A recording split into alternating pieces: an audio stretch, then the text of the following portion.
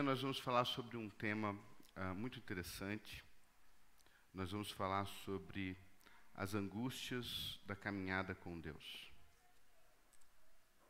Diferente talvez do que você tenha ouvido, diferente do que talvez você tenha até assimilado na sua mente, no seu coração, de uma caminhada com Deus que seria talvez só vitórias.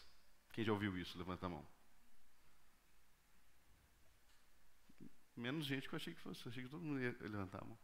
De que você vai parar de sofrer. Quem já ouviu isso? De que na nossa caminhada com Deus, Deus vai na frente, abrindo o caminho, quebrando as correntes, tirando os espinhos, e você passa por um caminho nivelado, alicerçado, reto, sem problemas para você tropeçar, cair ou se arrebentar no chão muitas vezes. Por isso eu fiz questão de falar sobre as angústias de uma caminhada com Deus. Angústias que não nascem a partir do Deus que temos, mas das nossas muitas insuficiências e incapacidades. Para isso eu quero te convidar a abrir sua Bíblia lá em Lucas. Lucas capítulo 22.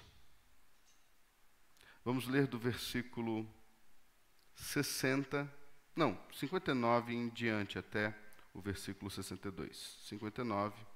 58, irmãos.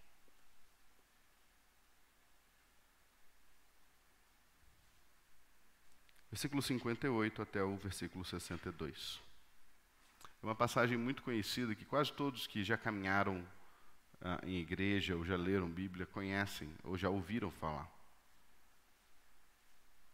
Pedro negando Jesus. Eu fiz questão de chamar em Lucas, porque Lucas ele faz narrativas mais detalhadas sobre esse momento, que nenhum outro evangelista faz. E diz assim a palavra de Deus com toda reverência, mas ainda sentados. Pouco depois, vendo o outro, disse: também tu és dos tais. Pedro, porém, protestava: homem, não sou. E tendo passado cerca de 1 hora, outro afirmava, dizendo: também este verdadeiramente estava com ele, porque também é galileu. Mas Pedro insistia: homem, não compreendo o que dizes. E logo, estando ele ainda a falar, cantou o galo. Então, voltando-se, o Senhor fixou os olhos em Pedro. E Pedro se lembrou das palavras do Senhor.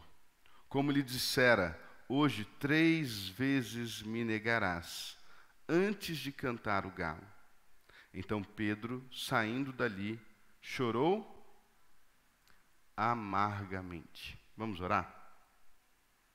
Senhor, nosso pedido essa manhã é que o Senhor nos conscientize de quem somos, dos nossos limites, das nossas insuficiências, para que possamos, ó Deus, ter uma caminhada com o Senhor real.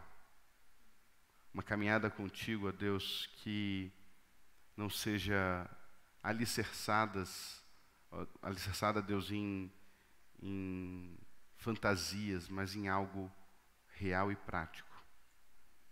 Nossa oração essa manhã, Deus, é que o Senhor fale com a gente, que a gente se entenda, que a gente entenda a sua ação nas nossas vidas e possamos caminhar, Deus, vitoriosos, sim, não pela ausência de lutas e de derrotas, mas porque o Senhor venceu, sabemos que venceremos. É em nome de Jesus Cristo que oramos e agradecemos por tudo. Amém.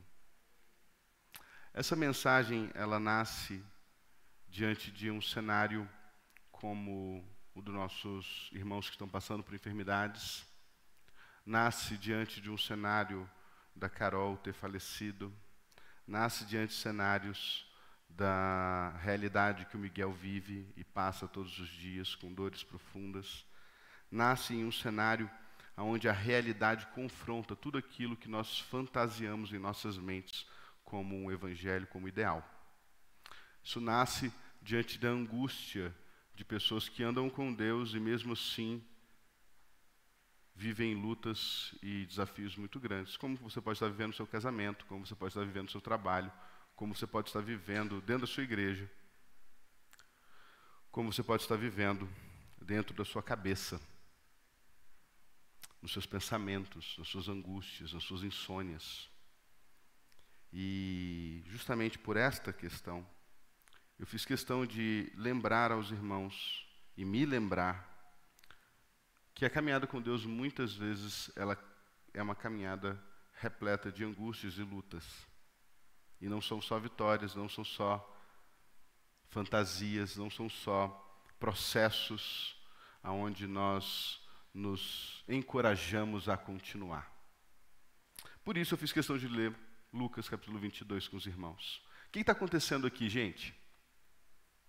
O que está acontecendo aqui é que o mais experiente dos apóstolos, uns dos que estavam no ciclo de mais proximidade de Jesus, Pedro, aquele que, em versículos anteriores, vai dizer que estava pronto para morrer por Jesus, aquele que estava se preparando, talvez, para assumir a frente do ministério de Cristo, aquele que se posicionava e lidava com os seus irmãos, muitas vezes com autoritarismo, aquele que se autoafirmava pronto para morrer, negou.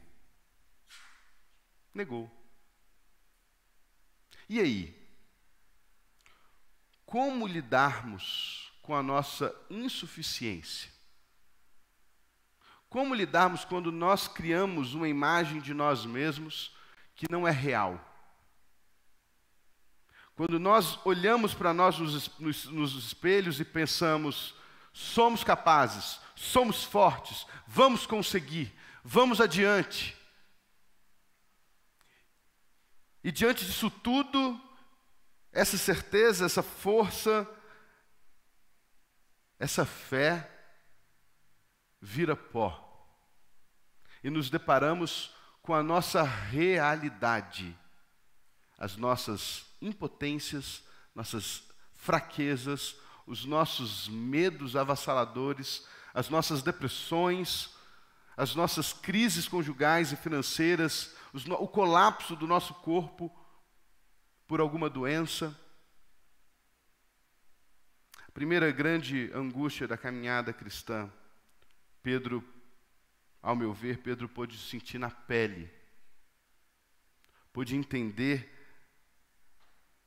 quão amargo é se enxergar como de fato somos, nos enxergarmos incapazes.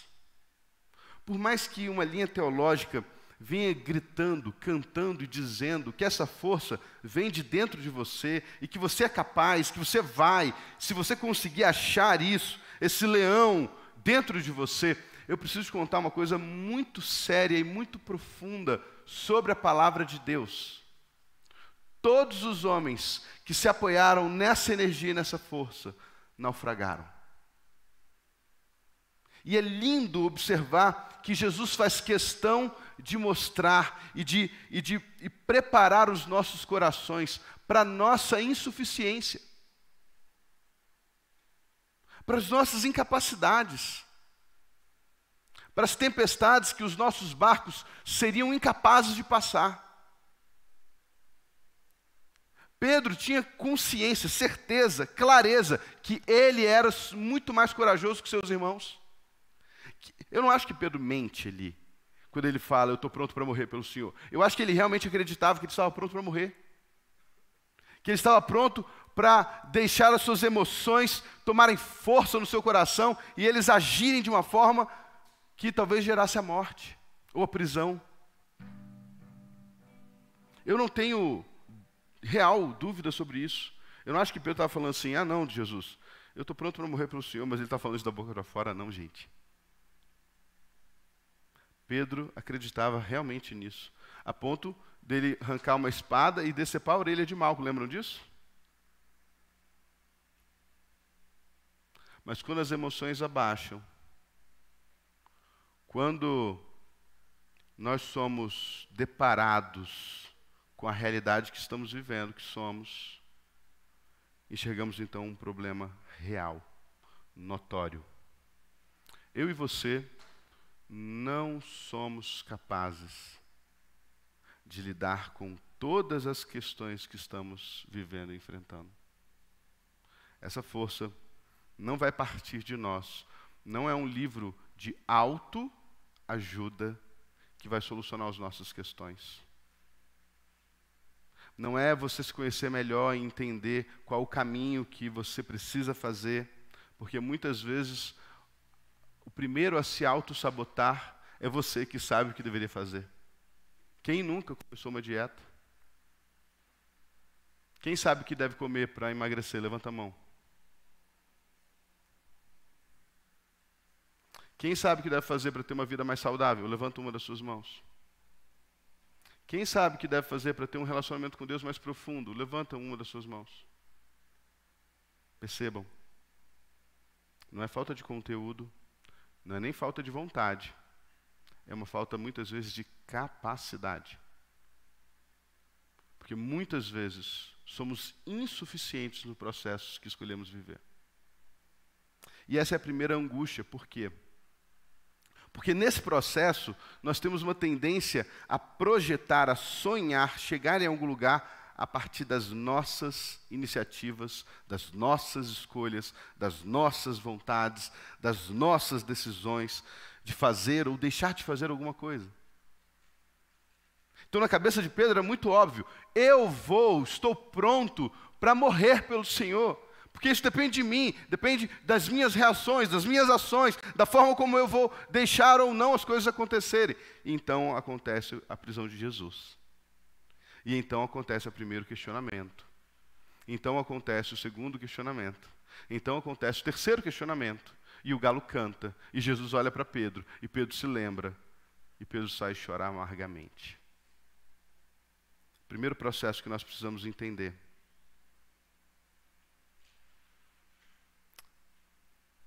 É que, de fato, não depende só de você. De fato, não é algo que você consegue alcançar. E é interessante porque isso não acontece só com Pedro. Vocês lembram de Elias, lá em 1 Reis, capítulo 19? Elias vive uma experiência extraordinária. Qual é a experiência? Ele manda descer fogo do céu e fogo desce do céu. Depois ele manda chover e chove. 3 anos sem chover, ele vai e ora e chove. O que acontece? Elias é ameaçado e Elias fica aterrorizado. Elias foge, Elias se isola, Elias pede para si a morte. Ele diz: para mim chega, basta, me leva, porque eu não sou melhor que os meus pais.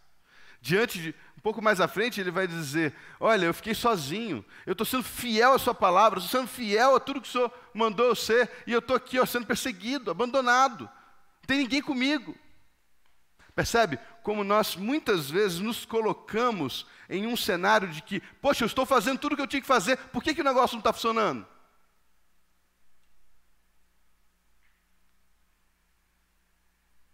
Eu estou fazendo tudo que o script manda fazer, por que as coisas não estão andando, Deus? Para mim não dá, chega. Eu trato bem minha esposa, eu levo flores, eu faço massagem, eu trabalho, eu dou casa nova, eu dou carro novo, e ela ainda me xinga. Ela ainda reclama. Se você faz essas coisas, evita falar essas coisas, tá? Porque isso vai aumentar o padrão muito alto para os meros mortais. Mas quantas vezes nós caímos nessa mesma linha de raciocínio? Eu estou fazendo tudo o que eu tinha que fazer e as coisas não estão acontecendo. Por que não estão acontecendo, irmãos? Porque nós somos insuficientes, muitas vezes. Porque todos os seus esforços, muitas vezes, não serão o suficiente. A sua autoimagem, a leitura que você tem de você mesmo, não será suficiente muitas vezes para o processo que é andar com Deus. Porque o processo de andar com Deus, normalmente, não está falando do quanto você é capaz de fazer alguma coisa. normalmente não está falando da sua capacidade de resolver problemas ou não. Normalmente, esse processo com Deus, por mais angustiante que seja para nós, tem a ver com o que Deus vai fazer através da gente. E não com as minhas capacidades, com as minhas forças. Olha o exemplo de Paulo. Paulo talvez seja um dos exemplos mais impressionantes desse processo. Paulo era um grande erudito, um grande pensador, estudou aos pés de Gamaliel. Ele tinha todas as ferramentas que os discípulos de Jesus não tinham, homens iletrados. Veja que interessante, gente. Paulo se converte aonde? Em Jerusalém? Sim ou não? Alguém fala não. Não, isso aí, não. Lá em Damasco, no caminho de Damasco, ele se converte. E lá ele tem uma experiência com Deus que muda toda a forma dele entender Deus. Então ele vai a Jerusalém. Eu imagino o que passa na cabeça de Paulo. Agora eu vou chegar em Jerusalém, e agora, com esse meu potencial teológico, a gente vai fortalecer as bases, nós vamos enviar missionários pregando o que tem que ser pregado. E ele chega em Jerusalém e ele não pode ficar em Jerusalém. E o texto diz que Deus manda ele sair, ele fala, não, Deus, eu tenho que ficar. Eu não tenho que sair, eu tenho que ficar.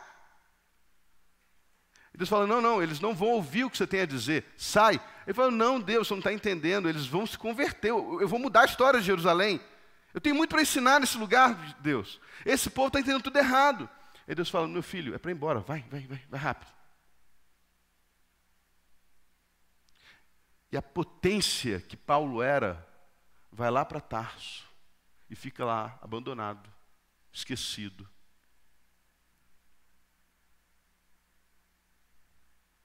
Talvez na cabeça de Paulo Deus estivesse errado. Eu estou sendo mal utilizado aqui. Sou um Neymar e estão me deixando no banco. Por que não podia? Porque talvez a igreja precisasse continuar crescendo como aconteceu, sem esse apóstolo. Sem esse poderio intelectual de Paulo, sem essas capacidades de oratória que ele tinha. Precisava crescer à luz de pescadores iletrados, que alcançaram milhares e milhares. Paulo entende isso quando ele diz à igreja de Corinto, porque eu decidi nada saber para não esvaziar a cruz de Cristo. A minha mensagem não constituiu em palavras persuasivas, mas em demonstração de poder, para que a fé que vocês tenham não sejam firmadas no saber do homem, mas no poder de Deus. Sabe o que Paulo está dizendo? Mesmo tendo todo aquele conteúdo, todo esse potencial, eu percebi que tudo isso é muito pouco se for comparado com aquilo que Deus pode fazer e aquilo que Deus faz através de nós. E não porque nós estamos aqui. Pedro precisava entender isso, Paulo precisava entender isso, Elias precisava entender isso. Depois que Elias falou isso, que todos o abandonaram, que ele está sozinho, Deus fala assim, olha, eu tenho 7.000 homens que não se dobraram diante de Balaão. Ou seja, você está sozinho coisíssima nenhuma. Eu tenho os meus. Você pode até se enxergar sozinho. Você pode até achar que você está fazendo, que você está empurrando a carroça sozinho. Mas você não está. A primeira angústia é quando nós percebemos isso. Percebemos que todo o seu dinheiro, que todo o seu intelecto, que toda a sua simpatia, que toda a sua paciência não são suficientes nesse processo. E que você, por mais que seja muito bom no que você está fazendo, precisa entender o primeiro passo da caminhada com Deus, que é um negócio chamado dependência. Por isso que nós nunca seremos salvos pela prática da lei, nem pela ausência do pecado, mas seremos salvos pela graça de Deus. Ou seja, isso depende dele. E para alguns esse processo é muito mais complicado. Até porque nós fomos criados, educados todos os dias a fazer para merecer, para ter. Sim ou não? Pelo menos até a minha geração era assim. Você quer passar numa faculdade, você tem que estudar. Você quer ter um bom emprego, você tem que se dedicar. Eu não esqueço o meu sogro uma vez, ele tinha ficado um período desempregado, e depois de um período desempregado, ele conseguiu um emprego numa farmacêutica. E ele tem por hábito, assim que ele entrava numa nova empresa, ele sempre, não importa a hora, saía depois do chefe dele. Então, se ele era um diretor, ele só saía depois do presidente. Não importa a hora que o presidente saísse, ele só saía depois do presidente. E eu achei interessante, eu falei assim, mas qual é a lógica? Aí a lógica é que eu estou aqui para trabalhar e me dedicar ao máximo que eu puder. E eu preciso que ele entenda isso. Que não tem hora de entrar e hora de sair. Que eu não estou preocupado com os meus direitos ou com o que a empresa tem que trazer para mim, mas eu estou preocupado em mostrar resultados. Eu estou preocupado em demonstrar que eu estou aqui para dar resultados. E eu achei muito interessante porque é muito distante do que a minha geração para cima pensa. Nós pensamos no que o outro tem a oferecer, o que a empresa tem a oferecer, e não o que eu tenho a oferecer. Então é muito interessante observar que no processo com Deus,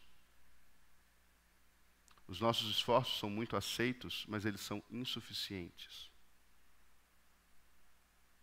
Eles não são suficientes para que eu e você possamos caminhar independentes de Deus.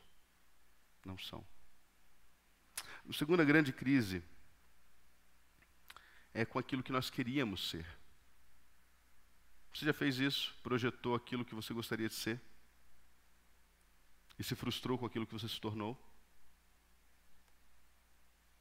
Você já pensou em alcançar milhares de pessoas para Jesus? Você já pensou em ser uma grande mulher de oração, um grande homem de oração, um profundo conhecedor da palavra, e você não alcançou isso? Não chegou a isso? Pensa na crise de Pedro. As palavras de Mateus 10 e Marcos 10, 32 ecoando na mente de Pedro. Aquele que me negar diante dos homens, eu o negarei diante dos anjos ou do meu Pai. Agora eu queria que você pensasse comigo, olha a força do hábito, eu estou ajeitando o óculos, que eu estou sem, que eu esqueci. Impressionante isso, né? Eu quero que você pense Pedro cogitando isso na cabeça dele, pensando sobre isso. Ele negou, ele negou, ele negou, o galo cantou, Jesus olhou, ele se deparou com a realidade que ele é, a insuficiência que ele tem, e ele sai, corre, chorar amargamente, e ele começa a pensar, meu Deus, eu o neguei diante dos homens, ele vai me negar diante do Pai. Eu o neguei diante dos homens, ele vai me negar diante dos anjos. E aí Jesus morre. Pensa a crise desse homem.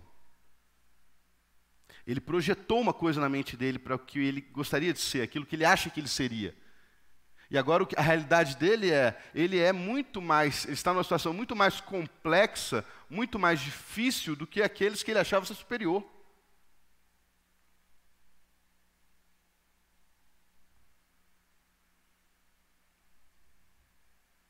Quantas vezes as nossas ansiedades, pastor Fábio,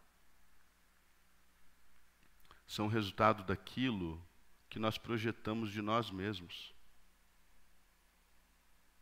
O pai que eu gostaria de ser, o filho que eu gostaria de ser, o pastor que eu gostaria de ser, o empresário que eu gostaria de ser, o marido que eu gostaria de ser, o que eu acho que eu sou.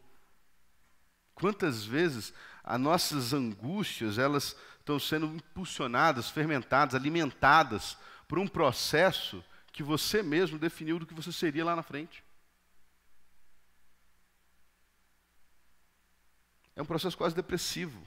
Por isso que, quando a gente tenta trabalhar alguém que está em depressão, a gente manda ela fazer pequenas coisas. Por quê? Porque quando você não consegue atingir aquilo que você projeta para você mesmo, isso vai acumulando e você vai ficando em choque com você mesmo. Então, alguém disse, arruma sua cama. É uma pequena tarefa que você faz todo dia de manhã. E você olha e fala assim, fiz uma tarefa. Mas imagina esse homem de Deus que projetava ser o maior dos apóstolos e fez aquilo que nenhum apóstolo fez além dele. Uma grande angústia é você não ser quem você pensa que você é, você não ser a pessoa que você achou que você deveria ser, ou que você projetou a ser, ou que você sonhou a ser, ou pior, que você se convenceu que você era.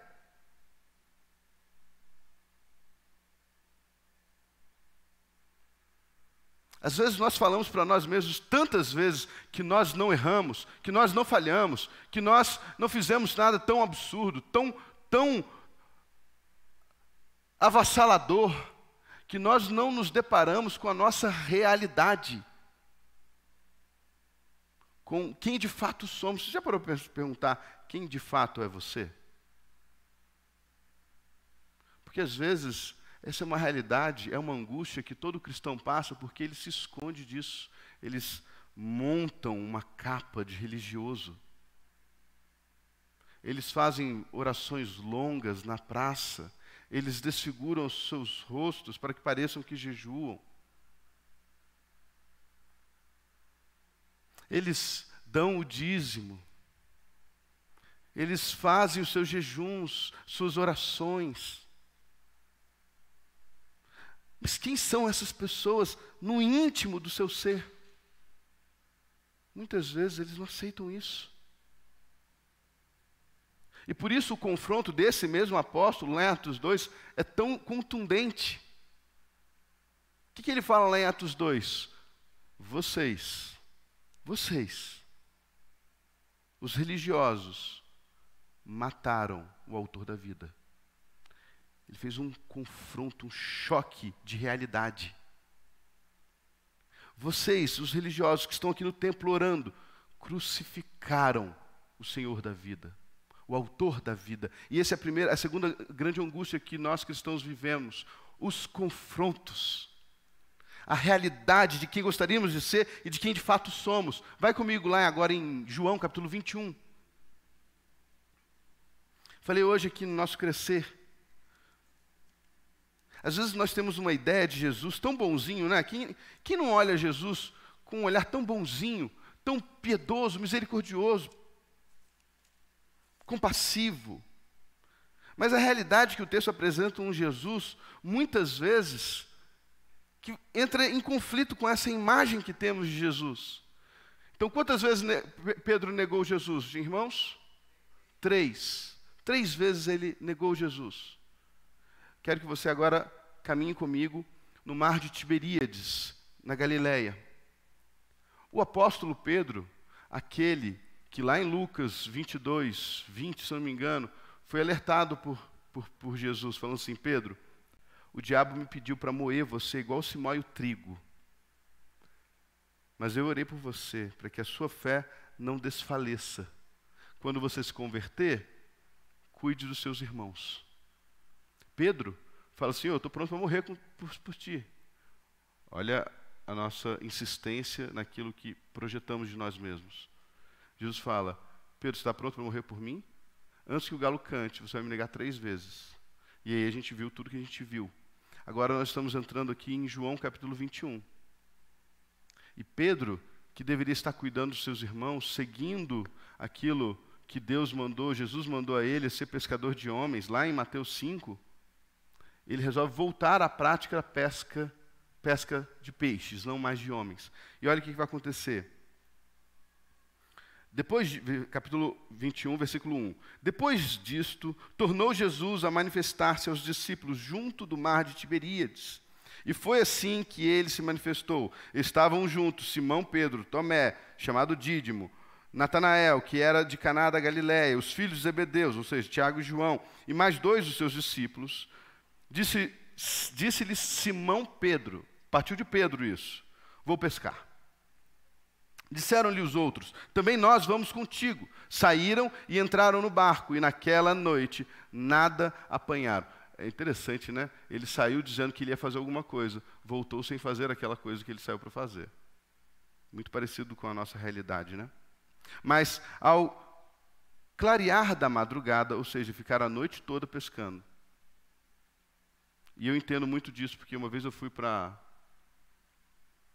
o Pantanal, baseado numa mentira. Meu amigo mostrou um vídeo que ele joga uma linha, 2 segundos depois pegou um peixe. Ele tira o peixe, joga a linha, 3 segundos depois ele pega outro peixe. Então eu fui e falei assim, vou me tornar um grande pescador.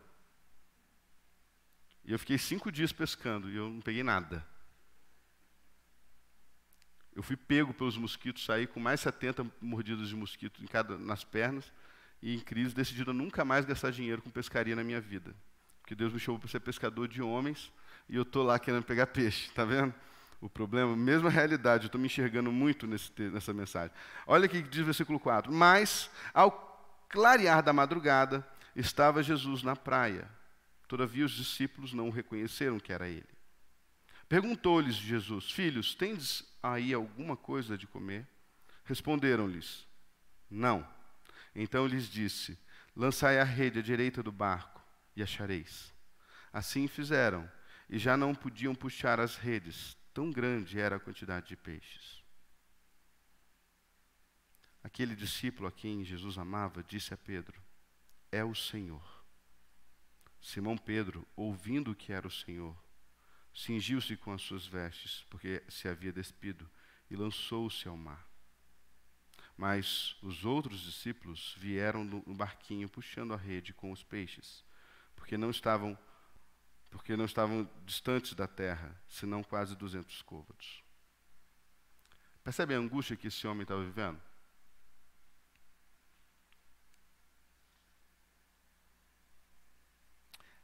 Ele não conseguia caminhar com a ideia de que ele não foi aquilo que ele projetava para ser. Que ele não era aquilo que ele falava para ele mesmo que ele era. Então ele precisava ter essa conversa. E nessa conversa é que a gente percebe uma característica de Jesus. Olha como é que segue a conversa.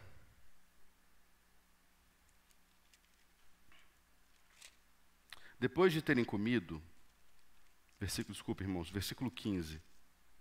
Perguntou Jesus a Simão Pedro: Simão, filho de João, amas-me mais do que estes outros? Ele respondeu: sim, Senhor, tu sabes que te amo. Ele disse: apacenta os meus cordeiros. Tornou a perguntar-lhe pela segunda vez: Simão, filho de João, tu me amas? Ele lhe respondeu: sim, Senhor, tu sabes que te amo. Disse-lhe Jesus: pastorei as minhas ovelhas, Pedro. Pela terceira vez, Jesus lhe perguntou: Simão, filho de João, tu me amas? Pedro, entristeceu-se por ele lhe ter dito pela terceira vez: tu me amas. E respondeu-lhe: Senhor, tu sabes todas as coisas, tu sabes que eu te amo. Jesus lhe disse: apacenta as minhas ovelhas. Às vezes nós temos uma leitura de Jesus tão bonzinho, tão piedoso, que a gente não consegue imaginar a ideia de Jesus estar confrontando aquilo que Pedro viveu, aquilo que Pedro falou, aquilo que Pedro insistiu em falar que não o conhecia. Eu fico pensando, se fosse o Filipe e ele tivesse demonstrado com todas as formas que ele estava arrependido, talvez eu não teria tido essa conversa com o Filipe. Mas Jesus ensina uma coisa muito, muito, muito importante aqui. Porque do mesmo jeito que Pedro disse para ele mesmo, antes de negar, que ele era muito capaz e que ele estava pronto para morrer, talvez Pedro dissesse para si mesmo agora que ele era não merecedor de ser apóstolo, não mais digno de pregar o evangelho, não mais capaz de anunciar esse evangelho. E é muito interessante você ver Jesus agora vindo até ele e falar assim: Pedro, você me ama? Eu amo. Então volta para o ministério que eu te mandei. apacenta as minhas ovelhas. Pedro, você me ama? Pedro fala, eu amo. Ótimo, Pedro. Então, pastorei as minhas ovelhas, Pedro. Pedro, você me ama? E aí Pedro se entristece. É óbvio que ele se entristece. Ele remete ao negar. E aí Jesus relembra a Pedro que Pedro não deve caminhar e viver com aquilo que ele definiu na sua mente, na sua concepção, na sua forma de ser, sobre o que ele deveria ser, o que ele acha que ele deveria ser. Ele deveria ser aquilo que Jesus chamou ele para fazer. Ele deveria ser aquilo que Jesus mandou ele fazer. Ele deveria fazer não aquilo que ele acha interessante, mas aquilo que Deus tem dito para ele ser e para ele fazer. E nós entramos então na resposta para essas duas grandes angústias da vida, na caminhada com Deus. Primeira crise é a sua insuficiência. A resposta para isso é simples. Nós somos insuficientes de fato. Nós não alcançaríamos a salvação de fato. Nós não alcançaríamos a paz de fato, a liberdade de fato, pelas nossas forças, pelas nossas práticas, pelas nossas escolhas. Somos insuficientes. Mas não o nosso Deus.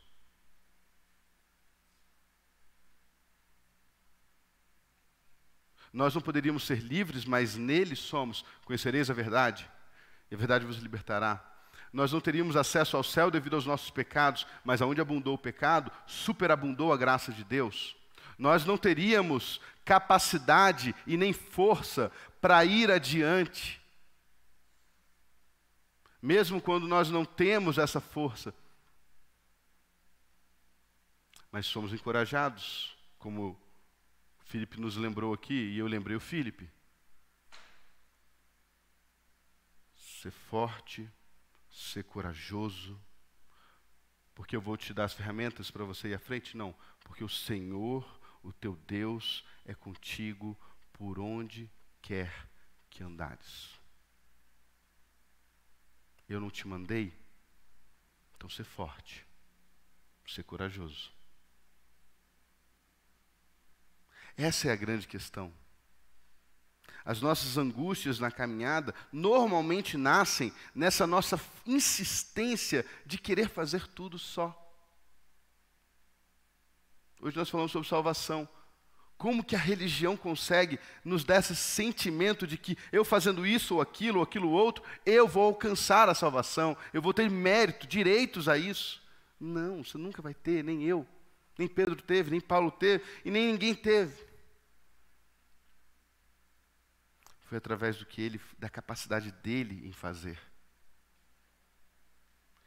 E talvez o grande convite aqui seja nós entendermos melhor o que é confiar, depender, esperar, o que ele tem dito e mandado a gente fazer. Talvez o grande desafio aqui não seja criar novos mecanismos, novas estratégias para que as nossas forças alcancem. Talvez seja nos apegarmos na primeira e mais importante estratégia, confiar em Deus. Esperar em Deus.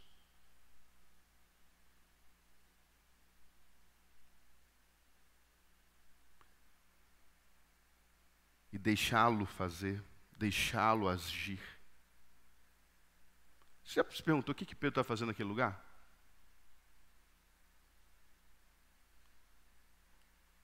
Por que Pedro estava ali? O que Pedro estava fazendo na casa de Caifás? Sendo que quando ele tentou defender Jesus, Jesus o proibiu de defendê-lo.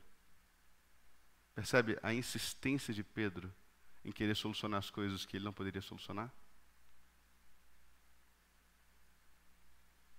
Ele tinha tentado, Jesus tinha brecado ele, falando, não, você não vai, guarda a espada, quem lança a mão da espada vive da espada, vocês não vão ser assim, guarda isso, esquece isso.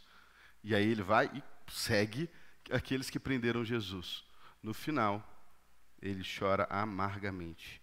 E é infelizmente o processo que nós passamos quando insistimos em não ser dependentes de Deus. A segunda resposta para a segunda grande crise é quando nós não conseguimos aceitar quem nós queremos ser.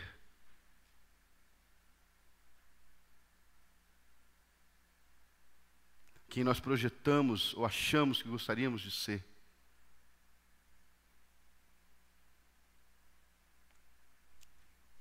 É muito interessante isso porque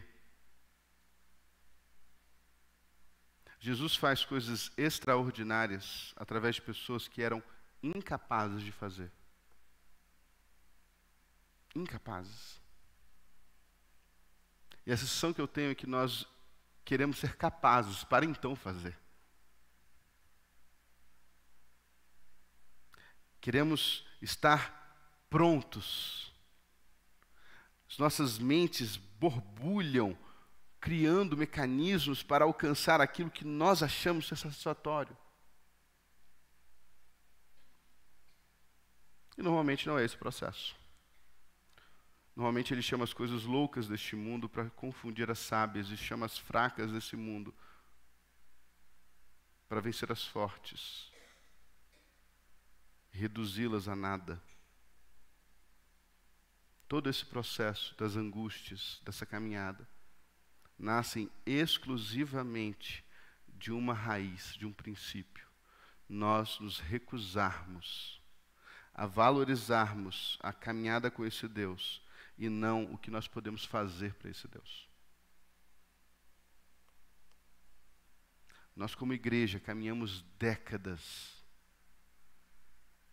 escolhendo muitas vezes andar como Martas, e nos recusarmos a sermos as Marias, que estão sempre aos pés do Senhor, ou entregando, ou adorando, ou pedindo, e recebendo aquilo que o Senhor já definiu.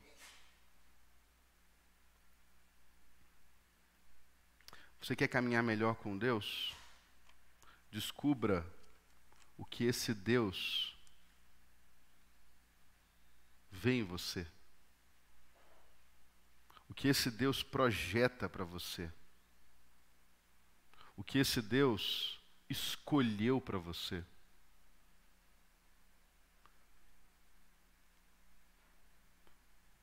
Eu tenho o sonho de ser médico. Qual é o sonho de Deus? Eu tenho o sonho de ser militar. Qual é o sonho de Deus? Eu tenho o sonho de ser enfermeiro. Qual é o sonho de Deus? Qual é o projeto que Deus tem definido, estabelecido, projetado? Ah, Tiago, mas será que esse é um bom caminho? Alguns me perguntariam.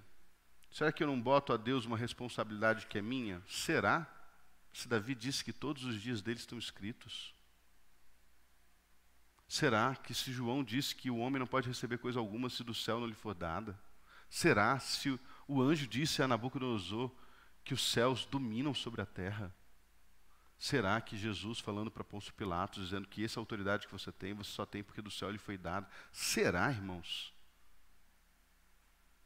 que de fato Deus não tem um projeto, um processo, algo estabelecido para você e para mim, que nós deveríamos estar praticando, fazendo, vivendo, porque Ele assim o disse? Será que essas coisas extraordinárias só aconteceram com esses homens lá de 2000 anos atrás? Será que homens e mulheres não estão sendo motivados, direcionados para algo maior do que os seus sonhos e seus ideais sobre si mesmos? Eu me recuso a crer que o Senhor que arquitetou cada átomo deste mundo, para esse mundo funcionar do jeito que ele funciona, Ele escolheu largar a sua humanidade aos seus próprios ideais e sonhos e metas, para que eles alcancem de acordo com o que botarem em suas cabeças. Eu me recuso a essa linha de raciocínio. Agora, depender deste Deus é inquestionavelmente se render àquilo que Ele tem definido para você, decretado para você.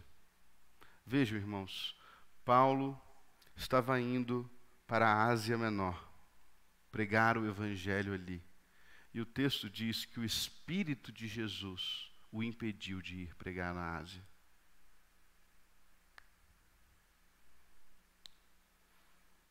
Hoje talvez nós falaríamos que é o diabo que estava nos impedindo de ir, mas o texto está dizendo claramente que foi o Espírito de Jesus que o impediu.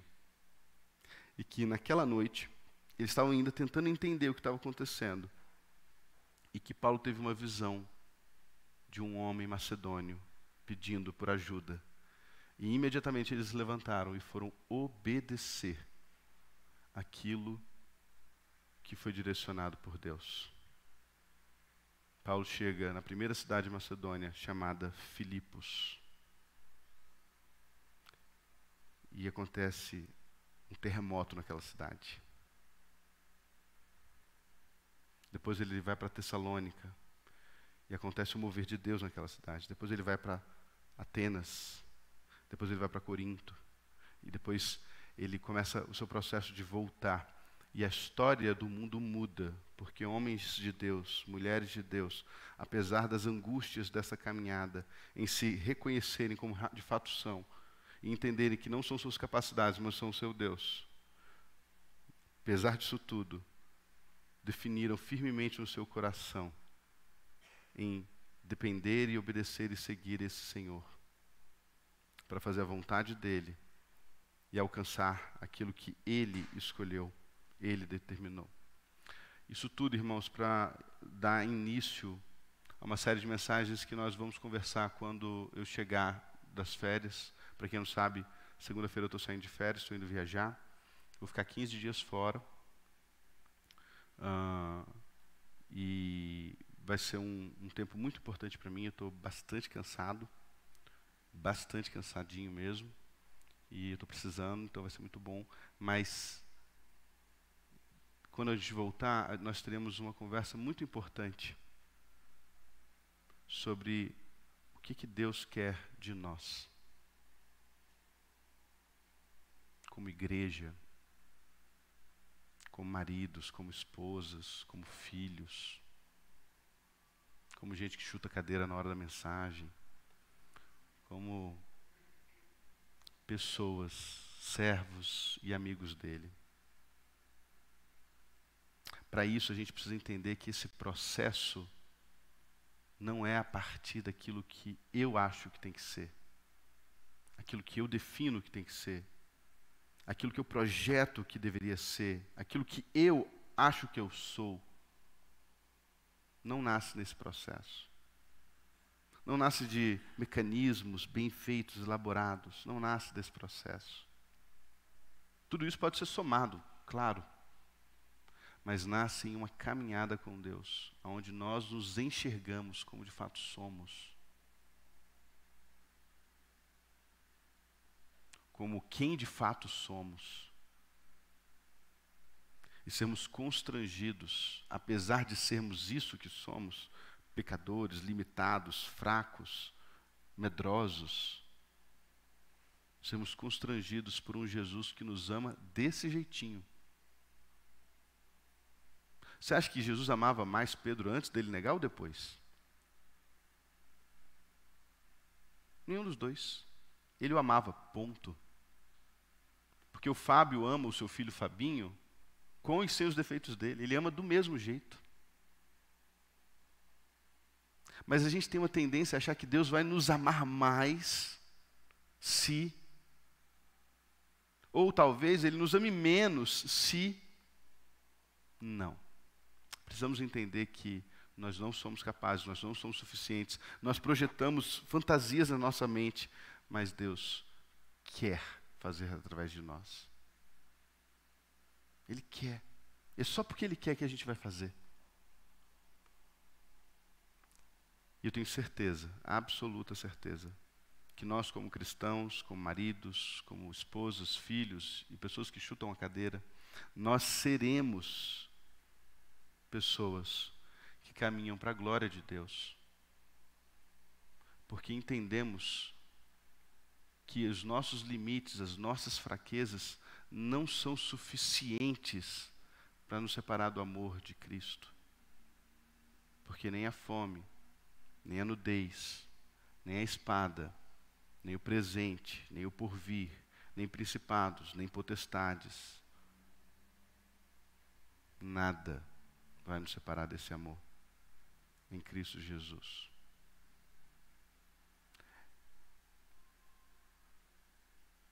Essas angústias da caminhada passam, principalmente quando entendemos que não é sobre o quanto nós podemos oferecer, não é sobre o quanto nós temos a dar, não é sobre o quanto nós temos a projetar, mas é sobre o quanto esse Deus quer fazer através da gente.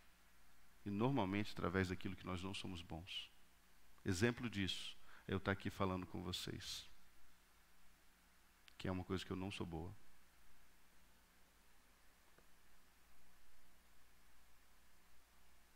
É aquilo que talvez eu menos gosto de fazer. É o que me dá mais enjoo antes de vir para a igreja. E nós estamos aqui porque Ele faz através das nossas incapacidades. Curva sua cabeça, feche seus olhos. Vamos falar com o nosso Deus. Senhor Jesus, eu não sei quantos de nós aqui estamos vivendo as angústias dessa caminhada.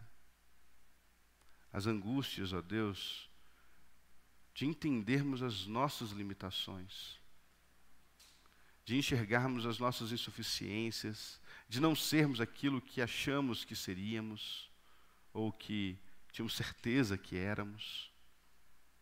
Ó Deus, eu não sei como continuar essa caminhada se não for me rendendo à Tua vontade, ao Teu querer. Eu não sei, ó Deus, como prosseguir se não for, ó Deus, sendo verdadeiramente dependente do Senhor. Nos ajuda, Pai, a nos rendermos àquilo que somos, reconhecermos aquilo que somos, e nos ajuda, Senhor, a progredir naquilo que o Senhor colocar para nós fazermos. Nos ensina a sermos dependentes Teus, para que o Teu nome receba toda a honra e glória que lhe convém receber. É em nome de Jesus que oramos. E agradecemos porque Teu é o reino, o poder e glória para todo o sempre. E o Teu povo diz: Amém.